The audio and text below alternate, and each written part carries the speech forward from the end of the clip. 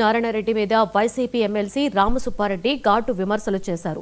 2014లో జగన్ కాళ్లు పట్టుకుని టికెట్ తెచ్చుకున్న ఆదినారాయణరెడ్డి ఈ రోజు ఈ స్థాయిని మించి ఆయనను విమర్శిస్తున్నారని మండిపడ్డారు. ఎమ్మెల్యే ఆదినారాయణ సిగ్గులేని రాజకీయాలు చేస్తున్నారని ఆగ్రహం వ్యక్తం చేశారు.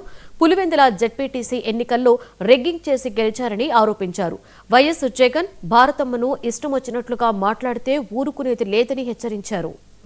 తప్పుడు ప్రచారాలతో అబద్ధాలతో జగన్ తిరితే రాజకీయంగా నేనేదో నన్ను గుర్తిస్తాడు చంద్రబాబు నాయుడు. నేను అనుకోవడము ఆదినారాయణ రెడ్డి వాళ్ళతో ఏం ఉపయోగం లేదని చంద్రబాబు నాయుడు వదిలిపెట్టాడు కాబట్టి మళ్ళా చంద్రబాబు నాయుడు గారు గుర్తించాలంటే జగన్ తిరితే, భారతమ్మని తిరితే, అవినాష్ రెడ్డిని తిరితే ఏమన్నా పట్టించుకుంటారేమో అనుకుంటున్నారు.